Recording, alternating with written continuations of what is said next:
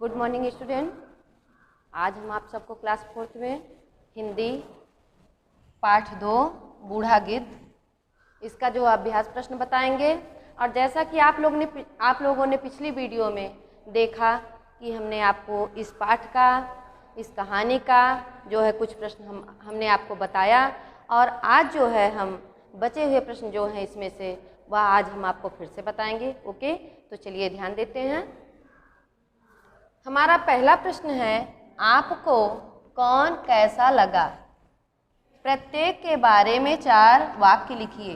तो आप लोगों ने जो है गिद्ध की कहानी पढ़ा होगा इस वीडियो के माध्यम से, तो आप जान ही सकते हैं कि उसमें गिद्ध कैसा था, बिलाव कैसा था, पक्षी कैसे थे, सबके बारे में आप जानते होंगे। तो चलिए यहाँ हम जो है आपको गिद्ध के बारे में बता देते हैं, और बाकी जो है आपका होमवर्क रहेगा, आप जो है उसको अपनी कॉपी में लिख कर कंप्लीट करके ग्रुप में सेंड करेंगे। ओके, आपकी कॉपी चेक होगी। चलिए देखते हैं गिद्ध के बारे में। बच्चों, गिद्ध जो है परोपकारी था। गिद्ध क्या था?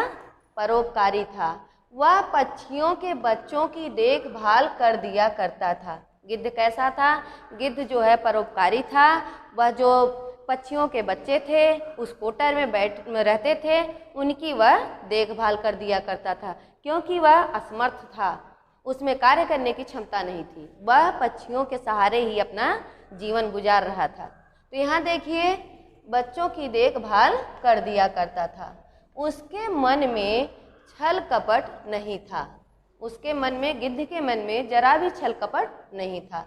लेकिन अंधा होने के कारण वह बिलाव के जाल में फंस गया, क्योंकि उसकी आंखों की रोशनी चली गई थी, इसलिए वह बिलाव के जाल में फंस गया और अपना सब कुछ सर्वनाश कर डाला। यानी सर्वनाश यानी नष्ट कर डाला, खुद को भी मिटा दिया। तो बच्चों, गिद्ध कैसा था उसके बारे में हमने आपको बताया। अब आगे जो है बिलाव और पक्षी के बारे में आप अपनी कॉपी में लिखकर साइन करेंगे। ओके, अब अगला प्रश्न क्या है उसके बारे में हम देखते हैं। अगला प्रश्न हमारा है,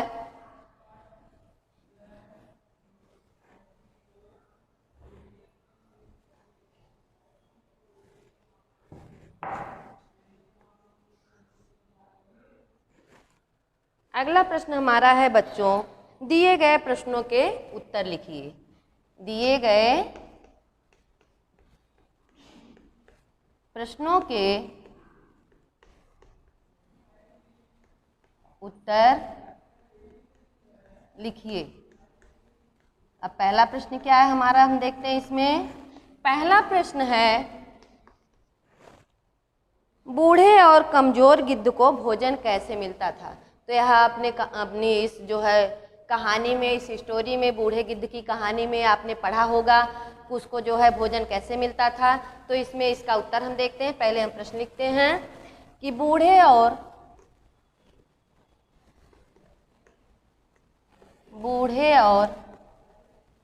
कमजोर गिद्ध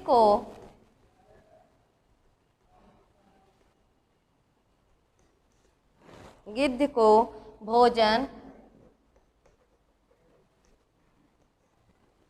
कैसे मिलता था? इसका उत्तर क्या होगा? इसका उत्तर होगा बच्चों, बूढ़े और कमजोर गिद्ध को बूढ़े और कमजोर गिद्ध को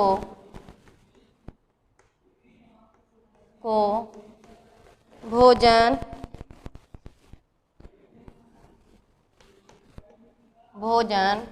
पक्षियों के द्वारा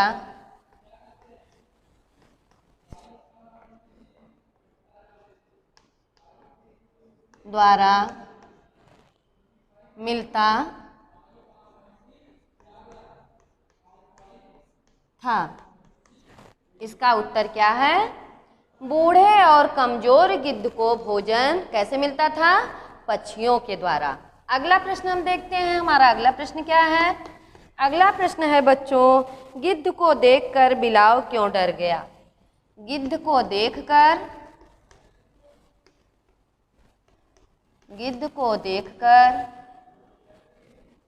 बिलाव क्यों डर गया? इसका उत्तर है बच्चों, क्योंकि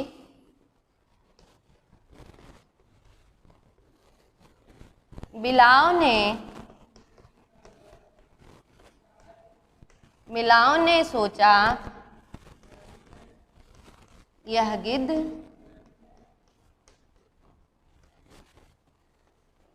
मुझे मार डालेगा। क्या सोचा उसने? उसने सोचा कि यह गिद्ध मुझे मार डालेगा। अगला प्रश्न देखते हैं। अगला प्रश्न हमारा है, बिलाव ने गिद्ध को अपने बारे में कैसे विश्वास दिलाया? बिलाव ने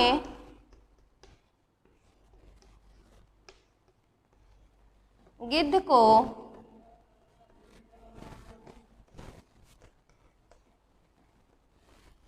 अपने बारे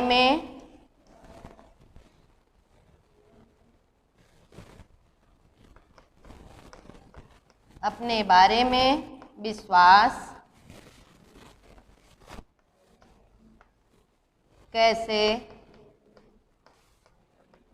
दिलाया?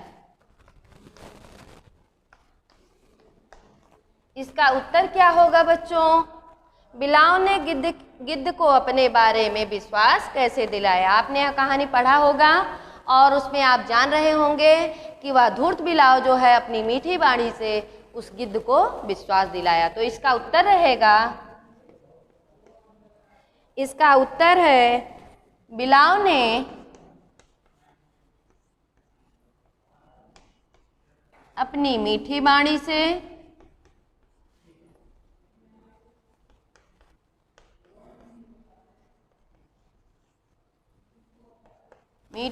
से गिद्ध को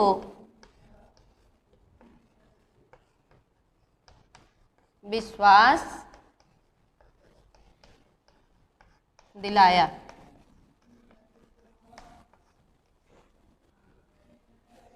अगला प्रश्न हमारा है, बिलाव वृक्ष के समीप किस उद्देश्य से आया था? बिलाव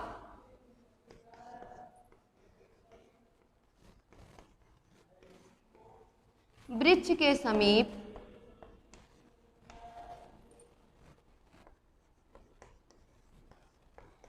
किस उद्देश्य से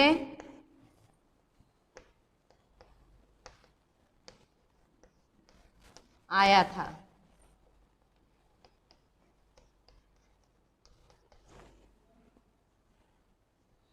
इसका उत्तर है बच्चों, बिलाव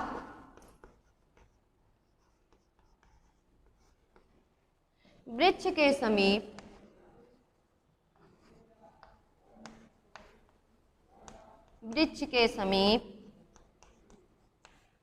पक्षियों के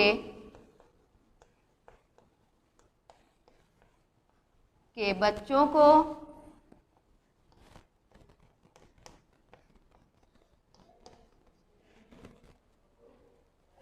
को खाने के उद्देश्य से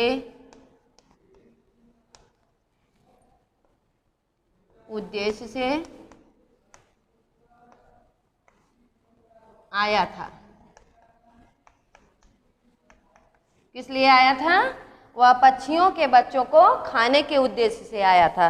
अगला प्रश्न है, पक्षियों ने बूढ़े गिद्ध को क्यों मार डाला? इसको आप जो हम लिखवा रहे हैं इसको आप अपनी कॉपी में नोट करते जाइएगा।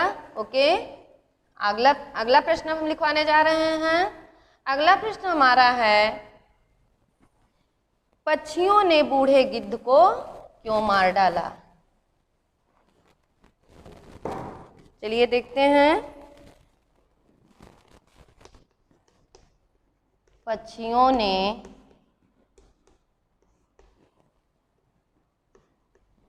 बूढ़े गिद्ध को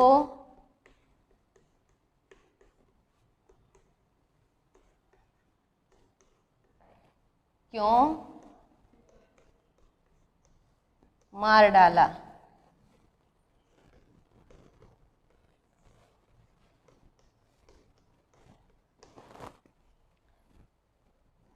क्योंकि इसका उत्तर है बच्चों, क्योंकि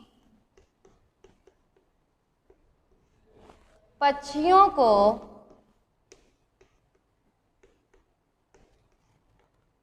लगा कि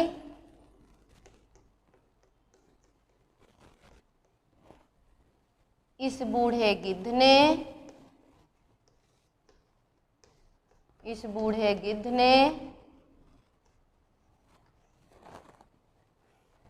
बूढ़े गिद्ध ने ही मेरे बच्चों को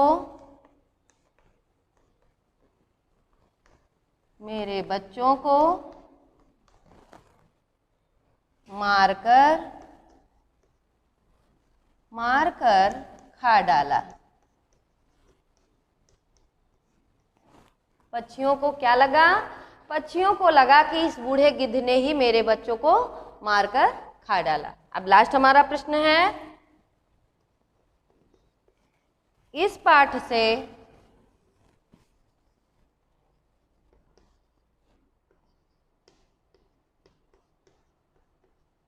पाठ से आपको क्या शिक्षा मिलती है?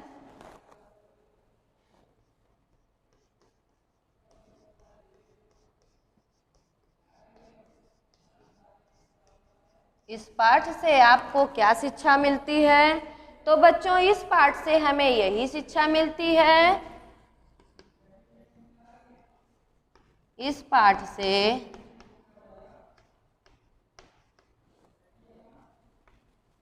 हमें यही शिक्षा मिलती है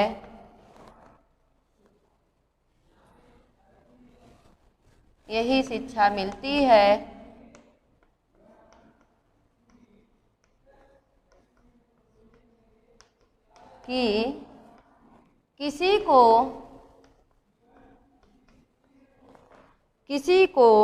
भली भांति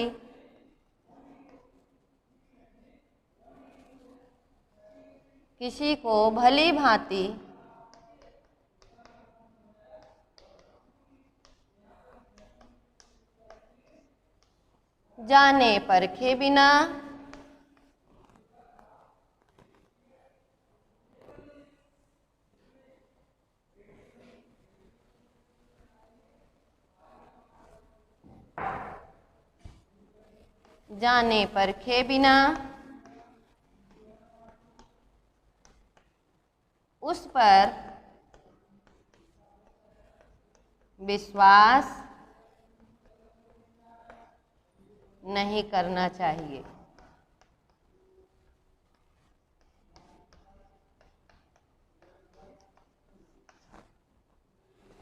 इसका उत्तर है, इस पाठ से हमें यही शिक्षा मिलती है कि किसी को भली भांति जाने परखे बिना उस पर विश्वास नहीं करना चाहिए।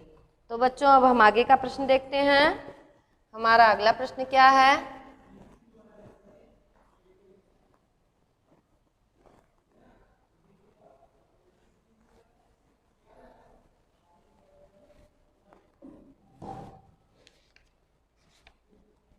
अगला प्रश्न हमारा है, हाँ या नहीं में उत्तर दीजिए।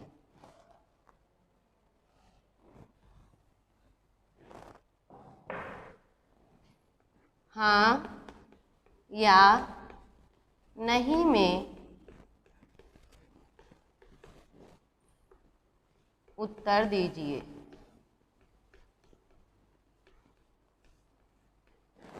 पहला है, घर में आए हुए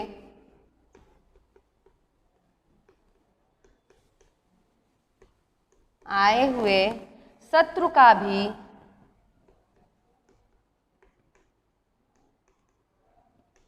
उचित आतिथ्य सत्कार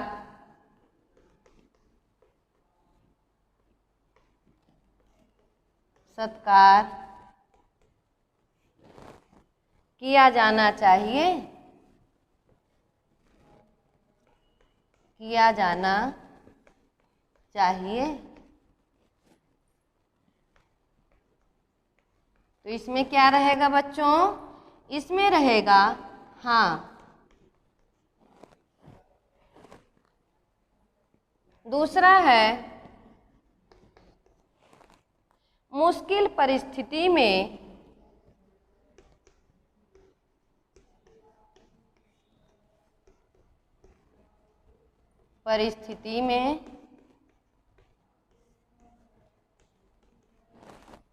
भयभीत होकर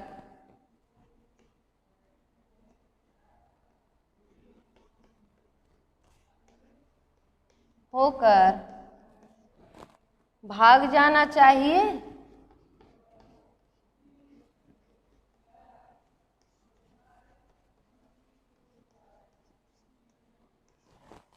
तो इसका रहेगा नहीं। क्या रहेगा यहाँ? नहीं, हमें भागना नहीं चाहिए, उसका डटकर सामना करना चाहिए। तीसरा है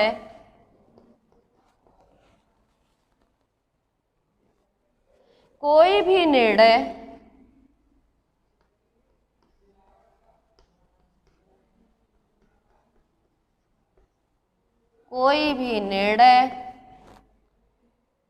हमें बिना विचारे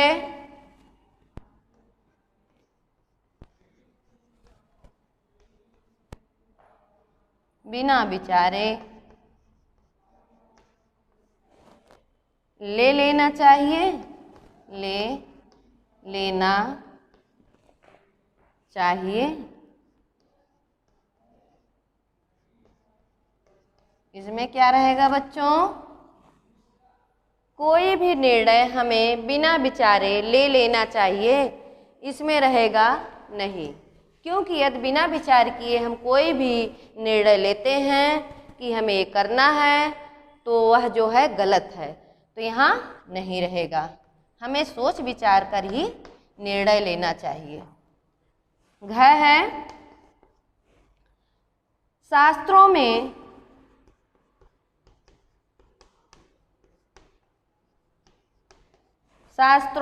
अहिंसा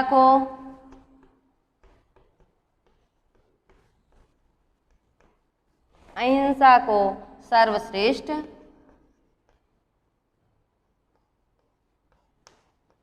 सर्वश्रेष्ठ धर्म माना गया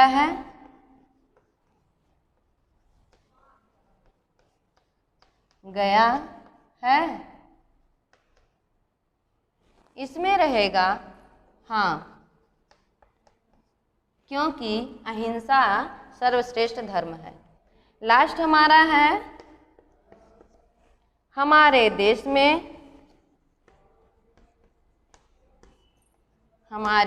में अतिथि को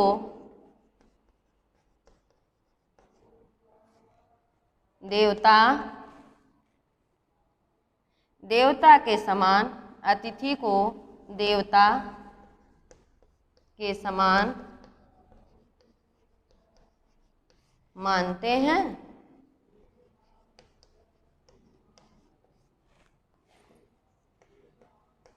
इसमें रहेगा हाँ, क्योंकि हमारे देश में अतिथि को देवता के समान मानते हैं। अब आगे प्रश्न जो है, आगे जो बताने जा रहे हैं वह भी आप नोट करिए, इसको आप अपनी कॉपी में नोट करते जाइए। ओके,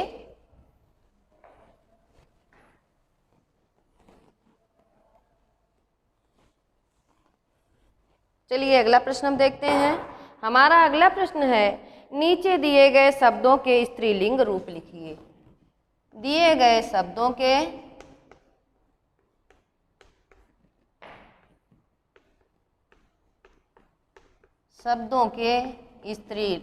स्त्रीलिंग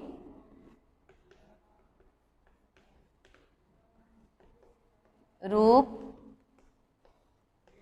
लिखिए।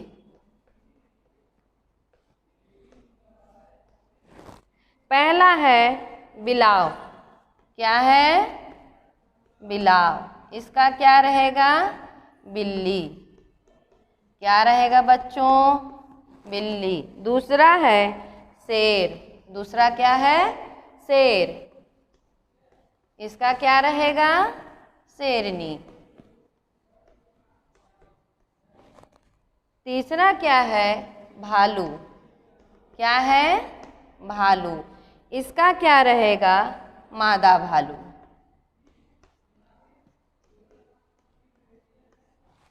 अगला क्या है? हाथी। इसका रहेगा हथनी।